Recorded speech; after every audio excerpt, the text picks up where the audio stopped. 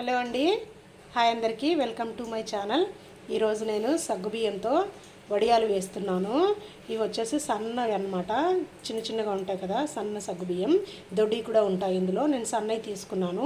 ఈ సన్న సగ్గుబియ్యాన్ని ఒక 2 గంటల ముందు ఇదే కప్పుతో ఒక కప్పు సాబుదానా తీసుకున్నాను.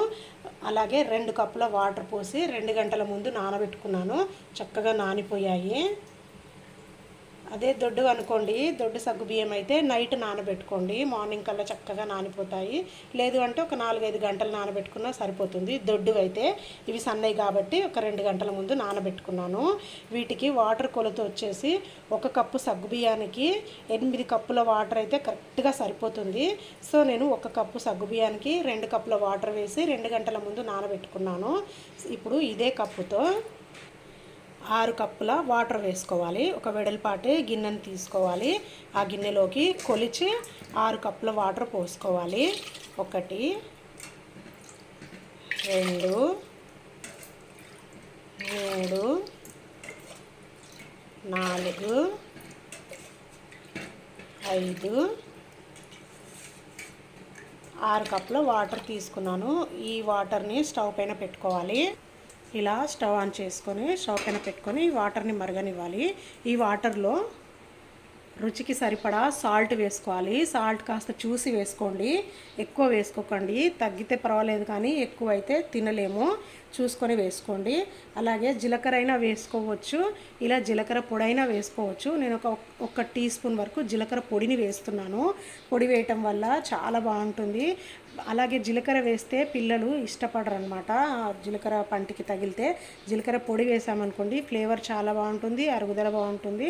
అలాగే ఈ సగ్గుబియ్యం వడియాలు ఉన్నాయి కదా, మనం ఇంట్లో సాంబార్, రసం, చారు అలాంటివి చేసుకున్నప్పుడు నంచుకోవడానికి బాగుంటుంది. ఇప్పుడు పిల్లలకి స్కూల్ స్టార్ట్ అయితే స్నాక్గా కూడా కొన్ని అలా ఫ్రై చేసి స్నాక్గా కూడా పెట్టవచ్చు. చాలా ఇష్టంగా తింటారు. సాబుదానా కాబట్టి హెల్త్కి కూడా చాలా మంచిది. ఈ వాటర్ని మరగనివ్వాలి. ఇందులో మరింత టేస్ట్ కోసం, ఫ్లేవర్ కోసం కసూరి మేతి ఉంటుంది కదా, దాన్ని కాస్త పొడి చేసి ఒక 1/2 టీ స్పూన్ అంతా కసూరి మేతి కూడా వేసుకోవచ్చు. ఫ్లేవర్ చాలా బాగుంటుంది. నేను ఇంతకుముందు చేసిన వాటిలో వేశాను, ఇప్పుడు వేయట్లేను. మీకు నచ్చితే వేసుకోండి, టేస్ట్ మాత్రం చాలా బాగుంటుంది. ఇలా మరగాలన్నమాట వాటర్. ఇలా మరుగుతున్నప్పుడు మనం ముందుగా నానబెట్టుకున్న సగ్గుబియ్యం ఉంది కదా, ఫ్లేమ్ని సిమ్లోకి పెట్టేసుకొని ఈ సగ్గుబియ్యాన్ని ఇందులో వేసేసుకోవాలి. ఇలా వాటర్తో సహా మొత్తం సగ్గుబియ్యం వేసుకున్న తర్వాత కంటిన్యూస్గా కాస్త కలుపుకుంటూ ఉడకనివ్వాలి.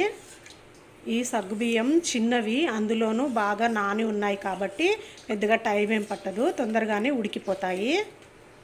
ఫ్లేమ్ని సిమ్లో కానీ మీడియంలో కానీ పెట్టి నిదానంగా ఉడికించుకోవాలి. వీటికి ఎండతో పని లేదు. ఈ వడియాలు చక్కగా ఇంట్లోనే ఫ్యాన్ కింద ఆరబెట్టుకోవచ్చు. కష్టపడుతూ ఎండలో కూర్చొని వేసుకోవాల్సిన అవసరం లేదు. హాయిగా ఇంట్లోనే కూర్చొని ఫ్యాన్ గాలిలో ప్రశాంతంగా హాయిగా వేసుకోవచ్చు ఈ వడియాలు. ఈ ఎండాకాలంలోనే కాదు, ఏ సీజన్లో అయినా ఈజీగా ఇంట్లోనే పెట్టేసుకోవచ్చు. ఆరడానికి కూడా పెద్ద టైం ఏం పట్టదు. ఫ్యాన్ కిందే పొద్దునే వేసుకున్నాం కంటే ఈవినింగ్ కల్లా చక్కగా ఆరిపోతాయి. కాకపోతే సమ్మర్లో వెదర్లో మాయిశ్చర్ ఉండదు కాబట్టి ఫాస్ట్గా ఆరిపోతాయి. అదే వర్షాకాలంలో, చలికాలంలో అయితే వెదర్లో మాయిశ్చర్ ఉంటుంది కాబట్టి కాస్త ఆరడానికి కాస్త టైం ఎక్కువ పడుతుంది, అంతే. చూసారు కదా, సగ్గుబియ్యం అయితే చక్కగా ఉడికిపోయాయి. ఈ కన్సిస్టెన్సీలో ఉన్నప్పుడే స్టవ్ ఆఫ్ చేసుకుంటే ఈ మొత్తం చల్లారేసరికి మనం వడియాలు వేసేటప్పటికి ఇంకాస్త చిక్కపడుతుంది. ఇప్పుడు స్టవ్ ఆఫ్ చేసుకుందాం. ఇప్పుడు ఈ సగ్గుబియ్యం లిక్విడ్ని పూర్తిగా కాకుండా కాస్త గోరువెచ్చగా అయ్యే వరకు చల్లార్చుకోవాలి. లిక్విడ్ చల్లారిన తర్వాత ఇలా ప్లాస్టిక్ కవర్ పైనే వేసుకోవాలి. ప్లాస్టిక్ కవర్ కదా అని అనుకోని అవసరం లేదు, గోరువెచ్చగా అవుతుంది కాబట్టి ఏం ప్రాబ్లం లేదు. ఈ సగ్గుబియ్యం వడియాలు క్లాత్ పైన వేస్తే క్లాత్కే అంటుకుంటాయి అన్నమాట, రావు. క్లాత్ కూడా చినిగే అవకాశం ఉంటుంది. అదే కవర్ పైన అనుకోండి, ఈజీగా చిన్నపిల్లలు కూడా తీయచ్చు. అంత ఈజీగా ఎండిన తర్వాత అవే ఇలా ఊడొచ్చేస్తాయి అన్నమాట. చాలా ఈజీగా వస్తాయి వెళ్ళడానికి. ఈ ఎండిన పాపడాలు వెళ్ళడానికి అస్సలు టైం పట్టదు, చాలా ఈజీగా వస్తాయి. జస్ట్ ఇలా పోసి వదిలేస్తే అవే స్ప్రెడ్ అవుతాయి రౌండ్గా. మనం ఇలా స్ప్రెడ్ చేయాల్సిన అవసరం లేదు, పోసి వదిలేయడమే. ఇలా కొంచెం కొంచెం లిక్విడ్ వేసుకుంటూ వెళ్ళిపోవడమే. చాలా ఫాస్ట్గా అవుతుంది, అస్సలు టైం పట్టదు, ఎండడానికి కూడా టైం పట్టదు. సాయంత్రానికి చక్కగా ఆరిపోతాయి. చూస్తున్నారు కదా, చాలా ఈజీగా వేసుకోవచ్చు. ఇవన్నీ ఆరిన తర్వాత చూపిస్తాను. మళ్ళీ సాయంత్రానికి ఈజీగా ఆరిపోతాయి. ఆరిన తర్వాత చూపిస్తాను. ఈవినింగ్ అయ్యింది. మార్నింగ్ వేసిన ఈ సగ్గుబియ్యం వడియాలు ఈవినింగ్కి చక్కగా ఎండిపోయినాయి. మా పిల్లలే తీస్తున్నారు జాగ్రత్తగా. ఈజీగా తీయడానికి వస్తాయి, ఏమి విరగవు, చక్కగా తీయొచ్చు. చూసారు కదా, చక్కగా ఎండిపోయినాయి. ఇలా ఈజీగా తీస్తున్నారు. ఇప్పుడు వీటిని కొన్ని ఫ్రై చేసి చూపిస్తాను. చూసారా అండి, ఈ ఒక్క చిన్న కప్పు సగ్గుబియ్యంతో ఈ పెద్ద గిన్నెడు వడియాలు అయితే వచ్చాయి.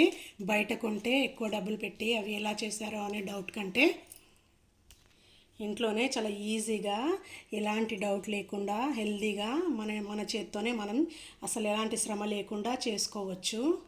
ఇప్పుడు డీప్ ఫ్రై చేస్తున్నాను. దానికోసం అయితే ఆయిల్ కాస్త ఎక్కువగా వేడిగా ఉండాలి. బాగా వేడెక్కిన తర్వాతనే వేసుకోవాలి. చాలా ఈజీగా ఫాస్ట్గా వేగిపోతాయి.